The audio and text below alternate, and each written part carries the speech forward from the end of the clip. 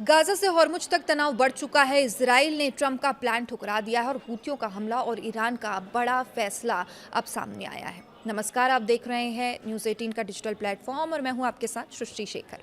Middle east में तनाव एक बार फिर से खतरनाक मोड़ पर पहुंचता दिखाई दे रहा है। एक तरफ इजराइल ने अमेरिकी राष्ट्रपति डोनाल्ड ट्रंप के गाजा समझौते को मानने से इनकार कर दिया, तो वहीं इजराइल के प्रधानमंत्री बेंजामिन नेतन्याहू ने साफ कहा कि जब तक हमास अपने हथियार नहीं छोड़ता तब तक गाजा से इजरायली सेना की वापसी नहीं होगी।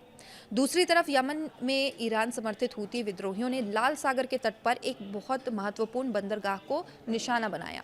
अब इस हमले में सैनिकों और आम नागरिकों के मारे जाने की खबर है और इतना ही नहीं, हूतियों ने पड़ोसी सऊदी अरब में अरामको की एक सुविधा को भी ड्रोन से निशाना बनाने का दावा किया है। और अब इन सब के बीच दुनिया की सबसे महत्वपूर्ण तेल शिपिंग लाइनों में से एक हॉर्मुज स्ट्रेट को लेकर ईरान और ओमान के बीच संभावित समझौते की खबर सामने आई है। लेकिन ईरान ने साथ ही साफ संकेत ये दिया है कि जिन देशों को वो दुश्मन मानता है उनसे जुड़े जहाज़ों को इस रूट से, इस जलमार्ग से गुजरने की अनुमति बिल्कुल नहीं दी जा सकती। यानी गाजा, यमन, सऊदी अरब और हॉर्मुज मिडिल ईस्ट के अलग अलग मोर्चे अब एक दूसरे से जुड़ते नजर आ रहे हैं। तो आखिर इस पूरे इलाके में क्या हो रहा है? नेतन्याहू ने ट्रंप की योजना क्यों ठुकरा दी है? हूथियों ने किस बंदरगाह पर हमला किया? और अगर हॉर्मुज स्ट्रेट पर फिर से पाबंदियां लगाई जाती है तो दुनिया के तेल बाजार पर इसका क्या असर पड़ सकता है? भारत पर खासतौर पर इस पूरे घटनाक्रम से क्या असर पड़ सकता है? आइए समझते हैं इसकी पूरी कहानी विस्तार से। गाजा समझौते पर नेतन्याहू ने बड़ा इनकार किया। सबसे पहले बात गाजा की करते हैं, जहां पर इजराइल के प्रधानमंत्री बेंजामिन नेतन्याहू ने अमेरिकी राष्ट्रपति डोनाल्ड ट्रंप की ओर से घोषित गाजा योजना को स्वीकार करने से इनकार किया। नेतन्याहू ने कैबिनेट की बैठक में कहा कि इजराइल उस 15 सूत्रीय दस्तावेज को स्वीकार नहीं करता है और उनका यह कहना है कि इजरायली सेना तब तक गाजा से पीछे नहीं हटेगी जब तक हमास वास्तव में अपने हथियार नहीं छोड़ देता। इजरायली सेना वहां डटी रहेगी। अब ट्रंप की योजना के मुताबिक हमास के हथियार छोड़ने की प्रक्रिया पूरी होने के बाद इजरायली सेना की वापसी होनी थी। लेकिन इजराइल की तरफ से यह साफ कर दिया गया कि सेना की वापसी की शर्तों को लेकर वे अपने रुख से पीछे हटने को तैयार बिल्कुल नहीं है। हालांकि नेतन्याहू ने यह भी कहा कि वॉशिंगटन के साथ गाजा को लेकर योजनाओं पर बातचीत जारी रहेगी। तो हमास ने इस पर क्या कहा? दूसरी तरफ हमास ने इस रोड मैप के प्रति अपनी प्रतिबद्धता दोहराई है। हमास के राजनीतिक ब्यूरो के सदस्य बासेम नईम ने कहा है कि संगठन रोड मैप के लिए प्रतिबद्ध है। हमास को उम्मीद है कि मध्यस्थ देश और अमेरिका नेतन्याहू पर दबाव बनाएंगे।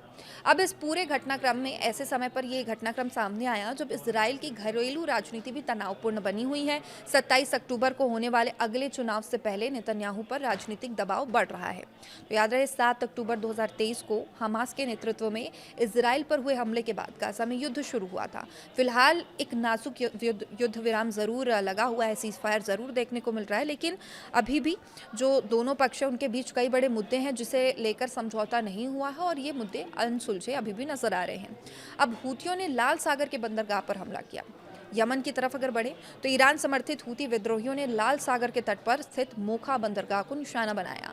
यमन सरकार की सहयोगी नेशनल रेजिस्टेंस फोर्सेस के मुताबिक इसमें से कम 7 लोग मारे गए हैं इस पूरे हमले में और इनमें 4 सैनिक और 3 आम नागरिक शामिल हैं। इसके अलावा 15 आम नागरिकों के घायल होने की भी जानकारी इसमें सामने आई है।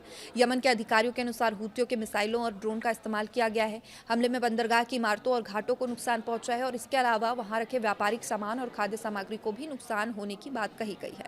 अब बाद में यमन की सेना ने बताया कि कई इलाकों में मिसाइलें गिरी, जिनसे टेलीविजन चैनल के पास का इलाका भी शामिल था। हूतियों ने इलाके की हमले की जिम्मेदारी लेते हुए कहा कि उन्होंने सैन्य बलों और गोदामों को निशाना बनाया है।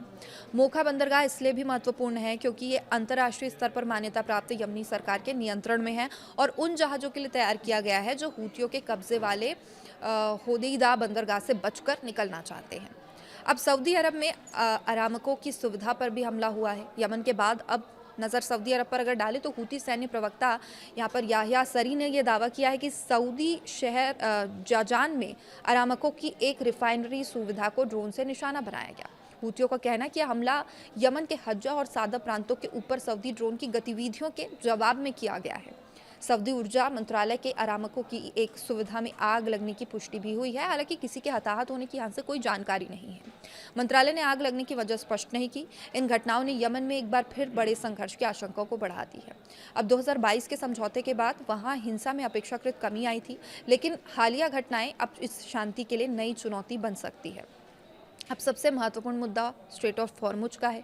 मिडिल ईस्ट के मौजूदा तनाव के सबसे अहम मुद्दों में से स्ट्रेट हॉर्मुज को लेकर लगातार चर्चाएं हुई है और इसी को लेकर लगातार खींचतान दोनों ही तरफ दिखाई दे रही है।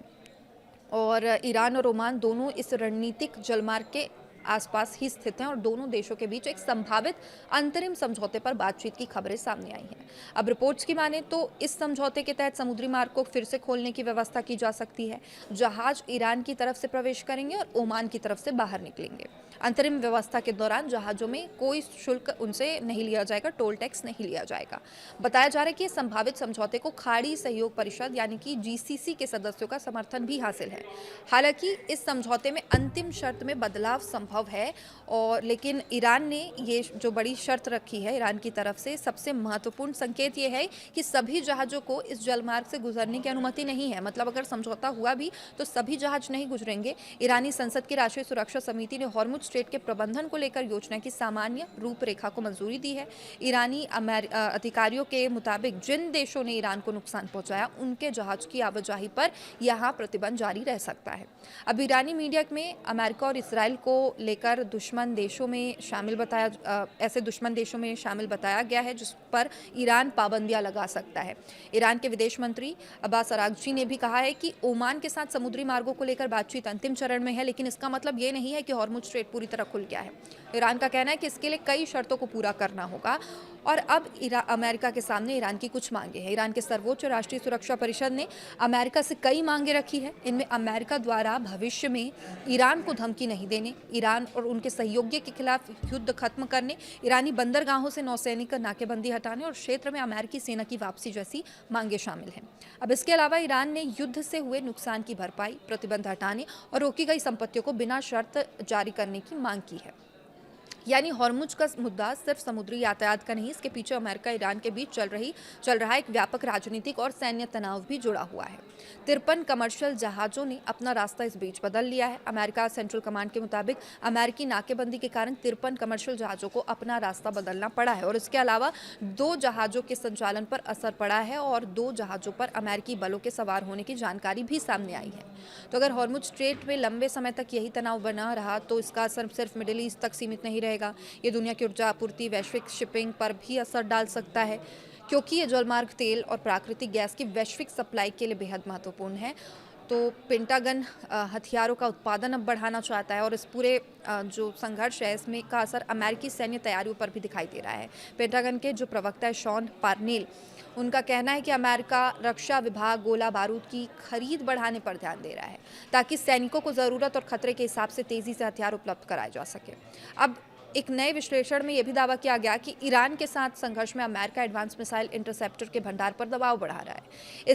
इससे जो यूक्रेन और ताइवान जैसे अमेरिका सहयोगियों के बीच भी चिंता पैदा हो सकती है, जो अमेरिका से सैन्य मदद की उम्मीद कर रहे हैं। तो कुल मिलाकर क्या समझे तो इस समय मिडिल ईस्ट में एक साथ कई मोर्चे सक्रिय हैं। सिर्फ हॉर्मुज स्ट्रेट की यहाँ पर बात नहीं है। गाजा में इजराइल और हमास के बीच समझौते को लेकर मतभेद बने हुए हैं। नेतन्याहू हमास के हथियार छोड़ने तक इजरायली सेना की वापसी के लिए तैयार नहीं है। यमन में हुतियों ने मोखा बंदरगाह पर हमला कर दिया। अब सऊदी अरब में अरामको की सुविधा को निशाना बनाने का दावा किया गया। अब वहीं ईरान और ओमान हॉर्मुज स्ट्रेट को लेकर एक संभावित अंतरिम व्यवस्था पर काम कर सकते हैं। ये अंतरिम होगा, अंतिम नहीं। लेकिन ईरान ने दुश्मन देशों से जुड़े जहाज़ों की आवाजाही पर अपनी शर्तें स्पष्ट कर दी है।